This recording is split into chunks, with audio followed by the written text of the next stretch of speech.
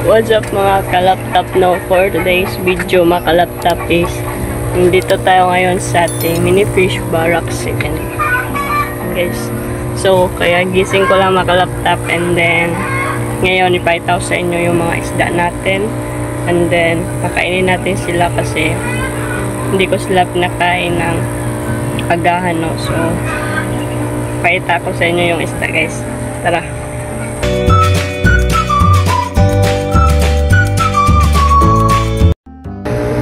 Dito makalaptop, kinuha ko na yung guppy grass dyan makalaptop kasi napuno talaga siya ng algae, no?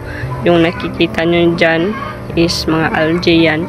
So hindi na ako nagandahan makalaptop, parang dumi na talaga siya, no? Hindi na siya plants. So kinuha ko na sila, and then yan na yung mga natira na mga tuxedo koi guppy natin na mga juby size.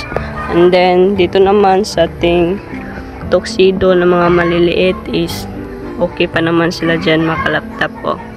And then nag water change pala tayo dyan makalaptop kahapon, and then ayun, pagkatapos natin mag water change is umulan agad, and then ngayon na naman is uulan naman ngayon, no? So ayun, hindi ko sila napakain kanina kasi naligo tayo sa dagat. So ayun, late na talaga tayo magpakain sa kanila, no? And then ayun, happy naman ako sa ating mga isda makalaptop kahit na ito na lang sila. Yan, sobrang kunti na lang talaga ng isda natin, pero at least may isda tayo kaysa naman wala, no? Kasi sa iba is pinangarap tong setup na to, yung mga isda na inalagaan natin. So pinangarap to sa iba, so kailangan natin maging grateful kung ano yung natira sa atin, kasi yun lang yung natin, parang power ba, kumbaga. So ito yung breeder, nawala na yung breeder dyan, so maghintay muna tayo ng ilang months bago maging breeder yung mga female natin na tuxedo. So ayun, dito naman apat na lang sila, no? Then dito sa ating mga goldfish is ito yung goldfish, guys. Oh, ganda ng kulay, oh. Na-enhance na talaga yung kulay niya makalaptop. And then ito din, yan, para talaga siyang tiger. Yan, ito. So yan, bagong tubig din yan sila, lalo na dito sa ating mga koi.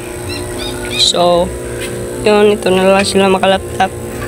Sa red dragon naman natin, ayan, sobrang linis, green water sila, no?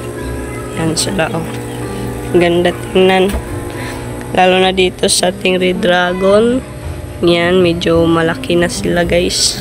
So okay na yan sila, basta pakainin lang natin sila ng BBS nila, no? Lalaki din yan, lalo na dito sa ating red dragon din na mga fry. So yun, no, kikita nyo mga malaki na sila. So yun,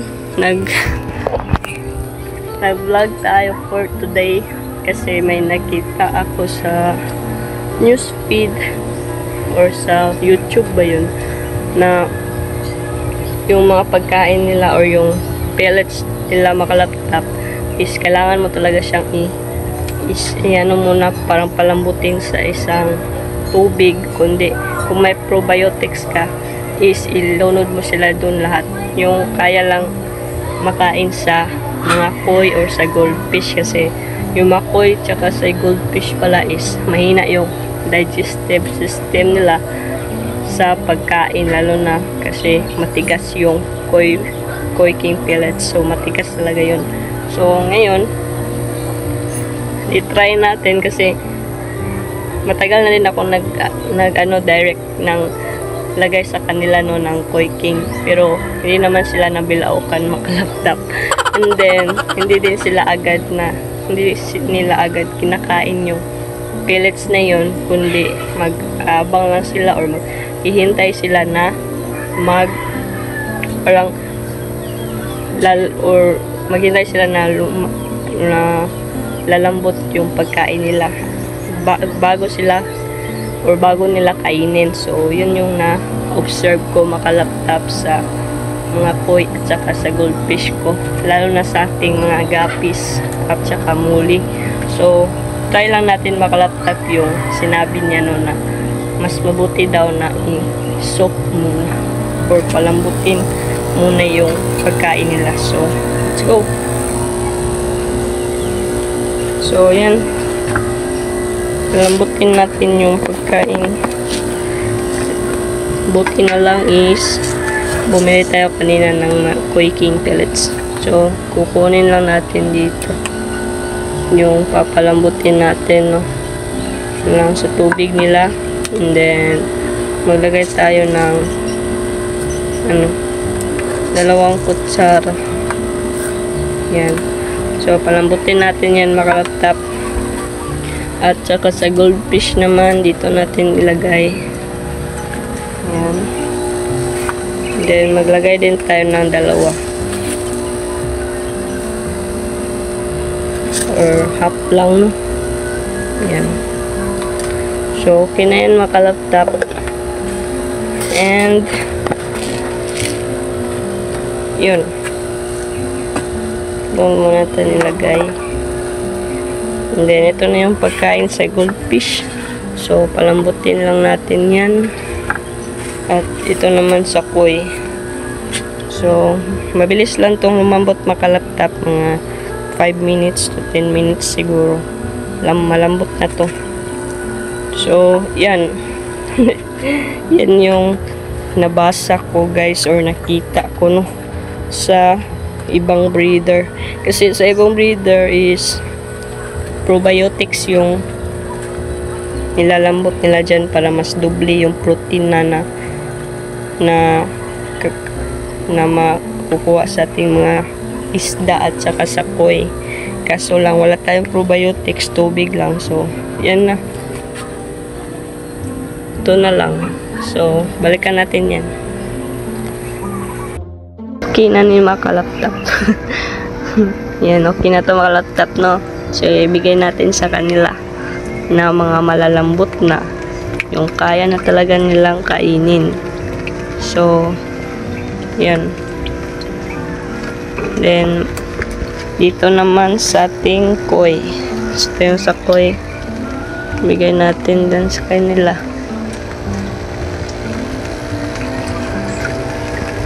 Yan, malambot na yun makalaptap. Ayan o, lumalaki na siya, parang ka-size na niya yung Koi King na extra large. So ito naman ibibigay ko sa mga muli ko,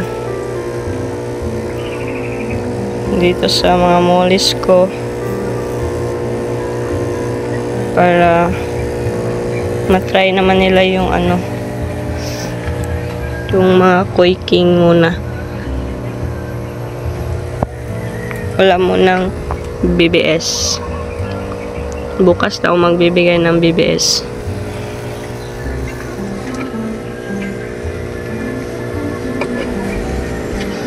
Nawala pala yung metal blue tail ko makalaptap. Dito nawala. So magbibigay din tayo dito sa ating mga fry. Hindi na yan mga fry makalaptap. Malaki na yan. So durugin lang natin sa fry para mabilis lang makain. Kasi malambot naman to. Yan. Yan. Para hindi sila bilaukan, guys. Yung kaya talaga nila lunukin, no? Yan. So okay na to makalaptap. Naibigay na din natin sa kanila. So yun lang. Yun na, kain na sila, guys. Mas mabilis nilang makain yan. So yun lang makalaptap, no. Salamat pala sa panonood. And then kung may natutunan ka din dito, so i-subscribe mo na to and click the tiny bell para palike updated sa susunod nating i-upload. So update ko kayo sa next vlog mga kalaptop. So, yun lang. Peace out.